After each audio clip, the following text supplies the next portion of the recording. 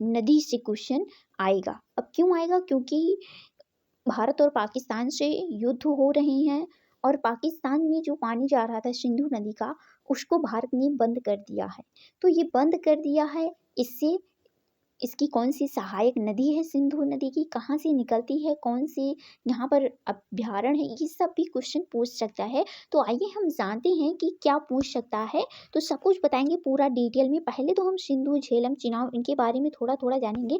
Last में मैंने इसके लिए तालिका बनाया है, इसको आपको बहुत अच्छे से देखना है, ठीक है। और पूरा वीडियो को वॉच कीजिएगा, जिससे आपको पता चलेगा।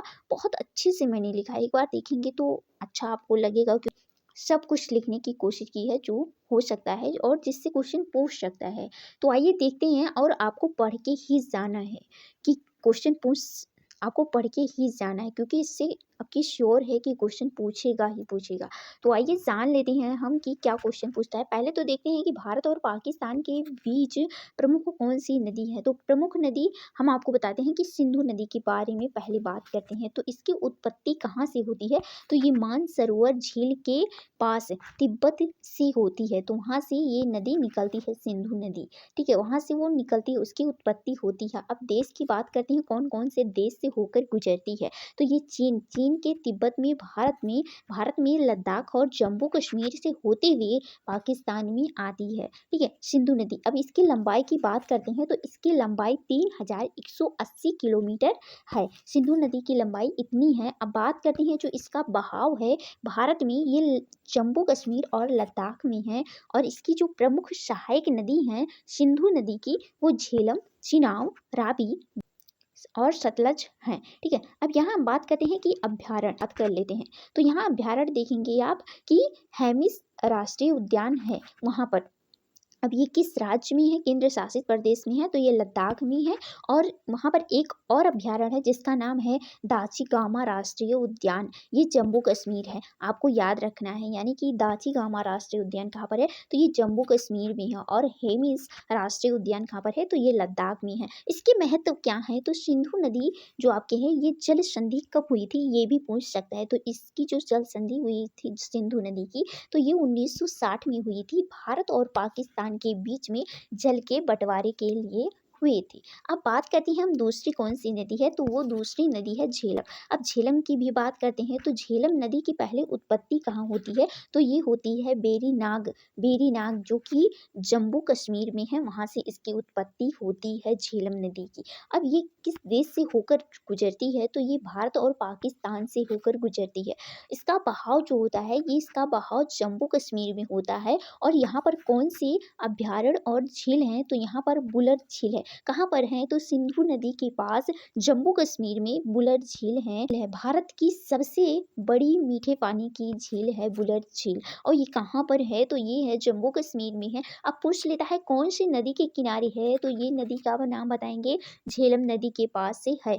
हॉर्गसार वेटलैंड चांदी दाचिगामा राष्ट्रीय उद्यान निकटवर्ती है, वहीं पर है। अब बात करते हैं इसकी महत्व क्या है, तो सिंधु नदी की ये सिंधु नदी की सहायक नदी है। अच्छा, अब ये नदी तो खत्म होती है, और तीसरी नदी कौन है? तो ये तीसरी नदी आपका है, तीसरी नदी चिनाब नदी है। अब इसकी उत्पत्ति कहाँ से होती है? तो इसकी उत्पत्ति हिमाचल प्रदेश से होती है। हिमाचल प्रदेश में चंद्रा और भागा नदी के संगम से, यानी कि टनोट और पांगी घाटी से होती है। अब ये घाटी भी आपको याद रख लेना है। अच्छा, चिनाव कहाँ से निकलती है? आप किस राज्य से इसकी उत्पत्ति होती है? तो देखो भाई, कंफ्यूज नहीं होना है, यानी कि हा पे छोटी का मात्रा लगा है, उसी प्रकार से चा पे भी छोटी का मात्रा लगा है। तो आप इस तरह से भी याद कर सकते हैं, ना भूले।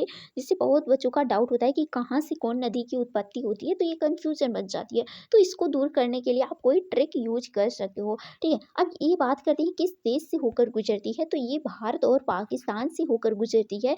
और इसका बहाव जो होता है, ये बहाव बात करते हैं तो हिमाचल प्रदेश और जम्मू कश्मीर में होती है, भारत में।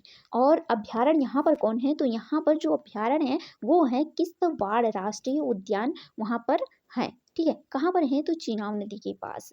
अच्छा, इसकी महत्व क्या है? तो ये जो आपको याद रखनी है, ये है सिंधु की सबसे बड़ी सहायक नदी है। ये भी तो पूछ सकता है कि सिंधु की सबसे बड़ी सहायक नदी कौन-सी है? तो ये जो सबसे बड़ी सहायक नदी है, ये है चेनाब नदी। अच्छा, ये भी पूछ सकते हैं ना, इसकी उत्पत्ति कहाँ होती है? इसके अभयारण्य कौन से हैं? कहाँ यहाँ पर ये भी तो पूछ सकता है कि जो आपका किश्तवाड़ राष्ट्रीय उद्यान है, ये कहाँ पर है? या फिर ये पूछ सकता है कि यहाँ पर कौन-सी नदी है? देखो भाई, यहाँ पर अब के समय में यहाँ डायरेक्ट वो क्वेश्चन आपको नहीं पूछेगा कि चेनाब नदी किसकी सबसे बड़ी सहायक नदी है, ये नहीं पूछ सकता है। अच्छा, आपसे ये तो पूछ सकता है ना, जो मैंने पहले से बता दिया है कि किश्तवाड़ राष्ट्रीय उद्यान के पास कौन-सी नदी है, ये क्वेश्चन पूछ सकता है। तो आप जब याद रखे रहोगे तो बताना बहुत आसान हो जाएगा और आपको पता है कि अब की बार क्वेश्चन बन सकता है इससे। अब देखो भाई, ये रावी नदी जो है, इसकी उत्पत्ति कहाँ से होती है? तो इसकी उत्पत्ति हिमाचल प्रदेश के चंबा क्षेत्र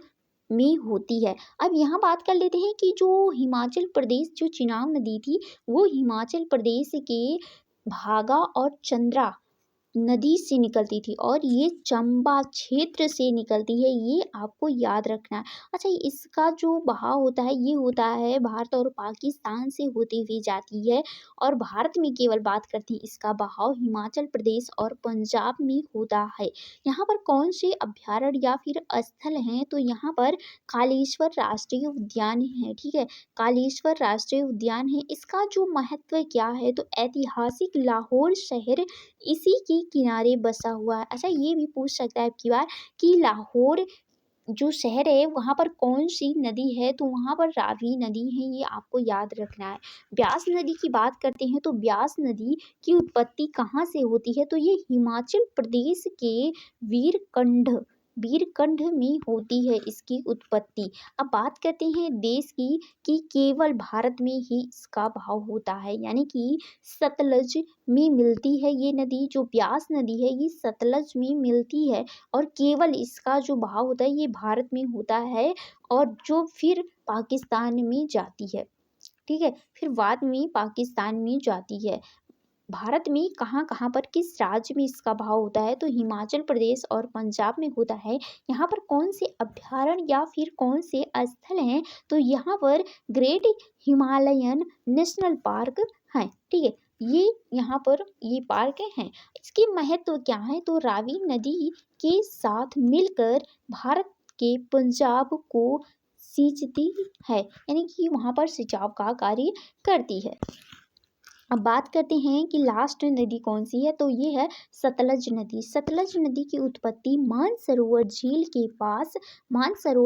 के पास रकसतार तिब्बत से होती है। ये कौन से देश में निकलती है, मतलब किस किस देश से होकर गुजरती है? तो ये चीन के तिब्बत से होती है और चीन के तिब्बत से होते हुए भारत पाकिस्तान में जाती है सतलज नदी। अच्छा, भारत में बहाव इसका होता है हिमाचल प्रदेश और पंजाब में होता है। यहाँ पर कौन से अभ्यारण्य हैं? तो यहाँ पर अभ्यारण्य आपको रखना है याद कि हरकी पक्षी अभ्यारण्य यहीं पर है। इसके महत्व क्या है? नंग भाखड़ा जो यहाँ पर बांध है, वो यहीं पर स्थित है। अच्छा, ये भी पूछ सकते हैं कि जो भाखड़ा बांध है, वहाँ पर कौन सी नदी है? तो यहाँ पर सतलज नदी है, ये ध्यान रखा है। अब यहाँ बात करते हैं कि विशेष तथ्य जो कि सिंधु जल संधि हुई थी, तो ये 1960 में हुई थी। भारत और पाकिस्तान के बीच में, यानी कि वर्ल्ड बैंक के मध्यस्थता से हुई थी। भारत को अधिकार क्या है? तो भारत में जो इसके अधिकार हैं, पूरब में, भारत के पूरब में कि ब्यास, रावी और सतलज नदी भारत के लिए हैं। और पाकिस्तान की बात करते हैं तो ये सिंधु, झेलम और चेनाब पश्चिम में ये नदियाँ हैं जो कि पाकिस्तान की तरफ में है। अब बात कर लेते हैं हम यहाँ पर कि मैंने कहा था कि लास्ट में श्रेणी बनाई हूँ जिससे आपको आसान हो जाएगा रिवीजन करने में, ठीक है? इसकी अगर आपको पीडीएफ चाहिए तो आप हमारे टेलीग्राम को ज्वाइन करके ले सकते हैं। वहाँ से एक एग्जाम्पल बताती हूँ कि सिंधु जैसे नदी है तो इसके स्थल कि कहाँ से ये निकलती है नदी और यहाँ पर इसका बहाव किस राज्य में होता है और यहाँ पर जो बहाव होता है ये होता है। और यहाँ पर अभ्यारण्य की बात करते हैं तो यहाँ अभ्यारण्य भी मैंने लिख दिया है, किस देश से गुजरती है ये भी सब कुछ लिख दिया है, आपको देख लेना है। और इसकी पीडीएफ चाहिए तो वीडियो के डिस्क्रिप्शन में टेलीग्राम का लिंक है, वहाँ से ज्वाइन करके आप टेलीग्राम को पीडीएफ को डाउनलोड कर सकते हैं। सो मैं चाहती हूँ कि जो भारत की भारत ने सिंदूर भारत ने मिशन सिंदूर चलाया है, इसको भी आप देख लीजिए या फिर आगे अभी बता देती हूँ, उसे भी ध्यान से सुन लीजिए। अब यहाँ हम बात कर लेते हैं कि जो ऑपरेशन सिंदूर है इसका क्या परिचय है, कब चालू हुआ, कब बंद हुआ और क्या इसके उद्देश्य हैं, सब कुछ जानेंगे। लेकिन ये भी जानेंगे कि ऑपरेशन सिंदूर क्यों चलाया गया। तो ये सिंदूर जो ऑपरेशन है ये क्यों चलाया गया, तो इसका कारण ये है कि पहलगाम में जो पर्यटक लोग गए थे, घूमने गए थे, उनकी जो पाकिस्तानियों ने निहत्थे थे, उन्होंने उन मासूम लोगों की हत्या कर दी। वो भी जो वहाँ की महिलाएं थी उनको नहीं, बल्कि वहाँ उनके जो पुरुष थे, वहाँ के हस्बैंड उनके थे, उनकी हत्या कर दी थी। तो ऐसे लोगों के लिए, मतलब कि औरतों की, जो वहाँ की महिलाएं थी, उनके सिंदूर को उजाड़ने के लिए ऐसी हरकत उन्होंने की है। तो इसीलिए भारत ने यहाँ पर ये मिशन चलाया है कि आपने जो हमारी देश की महिलाएं हैं उनके सिंदूर को केवल उजाड़ा है, तो इसकी जो आपको इसके बदले में आपको अपने खून से इनके जो दर्द हैं उनको भरना पड़ेगा, क्योंकि आपने एक बार नहीं हमला किया, बार बार हर साल करते आ रहे हैं। मैंने बहुत ज़्यादा आपकी इस बात को सुना है। तो भारत ने वहाँ पर जो वहाँ के निर्मल लोग थे, वहाँ की जो पब्लिक थी, वहाँ के जो सैनिक थे, उन पर नहीं अटैक किया है, बल्कि जो आतंकवादी थे उन पर हमला किया है। ये भारत का बहुत अच्छा परफॉर्म रहा है कि उन्होंने वहाँ पर ना किसी निर्दोष को मारा और ना वहाँ पर उनके सैनिक को मारा। तो इसीलिए भारत ने ऑपरेशन सिंदूर चलाया है। तो इसका परिचय क्या है, तो इसका परिचय ये है कि 7 मई 2025 को इसको प्रारंभ किया गया था। अच्छा, इसको 2 महिलाओं द्वारा और भारत सरकार यानी प्रधानमंत्री द्वारा प्रारंभ किया गया, और वो 2 महिलाएं कौन सी हैं आपको बता देना है, ठीक है। एक तो बेउमिशा सिंह हैं और एक और हैं, उनको भी आपको बताना है, नीचे कमेंट करके आपको बताना है, और वो किस संबंधित हैं ये भी आपको बताना है। अच्छा, कारण क्या है, तो 22 अप्रैल 2025 को पहलगाम में हुए आतंकवादी हमले में 26 भारतीय नागरिकों की मृत्यु हुई थी, जिसमें से एक नेपाल की निवासी थी, उनकी मृत्यु हो गई है। अच्छा, उद्देश्य क्या था, तो इनका जो उद्देश्य था, ये पाकिस्तान और पाकिस्तान प्रशासनिक कश्मीर में स्थित आतंकवादी संगठनों जैश ए मोहम्मद और लश्कर ए तैयबा के ठिकानों को नष्ट करना था। इसीलिए इस मिशन को चलाया गया है। जो वहाँ के आतंकवादी थे, जो हमला करवाते थे भारत पे, उन पर ही हमला किया गया है। अच्छा, बात करते हैं इसकी महत्व क्या है, तो सिंदूर की महत्व क्या है, तो ये इसका महत्व है कि एक लाल रंग का पाउडर है, आपको पता होगा, जिसे हिंदू महिलाएं अपने माथे पर लगाती हैं, जो विवाह का प्रतीक होता है। इस ऑपरेशन का नाम सिंदूर इसीलिए रखा गया है क्योंकि पहलगाम हमले में विशेष रूप से हिंदू पुरुषों को निशाना बनाया गया था, जिससे उनकी पत्नियां विधवा हो गई हैं, ठीक है। ये बहुत बदतमीजी वाला काम उन्होंने किया है कि ऐसे लोगों को निशाना बनाया जिन्होंने कुछ नहीं किया था, ठीक है। ऐसा कोई भी नहीं करता है, और इन्होंने एक बार नहीं लेकिन बहुत बार इस तरह की हरकत भी की है कि चुपके से आके पीछे से वार कर देते हैं, पीठ पीछे वार करते हैं। अब बात करते हैं कि यहाँ पर पाकिस्तानियों ने भी कुछ अपने लिए अपना ऑपरेशन चला लिया भाई। यहाँ पर कौन सा ऑपरेशन इन्होंने स्टार्ट किया है, तो बुनियान ऑल मरसूस, मतलब इसका अर्थ होता है अटूट दीवार। कब चलाया था, तो ये 10 मई 2025 को चलाया था। इनका क्या उद्देश्य है, तो भारत के विभिन्न शहरों, जिनमें नई दिल्ली भी शामिल है, पर ड्रोन और मिसाइल हमले करना। अब भाई तुम क्यों कर रहे हो, क्योंकि जब भारत ने कहा कि भाई अपने आतंकवादियों को मारो या फिर वहाँ पर उनको समझाओ, लेकिन उन्होंने कहा कि वो मेरे हाथ में नहीं है, तो भारत ने कहा मैं खुद अटैक कर देता हूँ, मैं खुद अटैक कर देता हूँ। तो भाई तुम क्यों दुश्मनी ले रहे हो भारत से। तुमने कहा कि मैं चोर को भी नहीं जानता, और जब मैंने जाना भी तो मैंने मारने की कोशिश किया, तो तुम बीच में क्यों आ रहे हो। तो ये भी तो उनका हरकत है, कहीं ना कहीं मिले हुए सब लोग हैं, सभी चोर मिले हुए हैं। और इसके जो कुछ यहाँ पर इन्होंने जो भारत के क्या है, इसको मैंने यहाँ पर लिख दिया है, तो इसे भी आप देख लीजिएगा।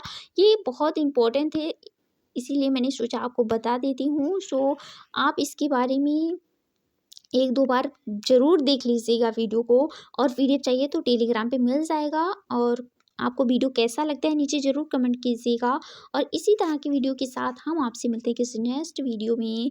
तब तक के लिए bye bye, tata, take care.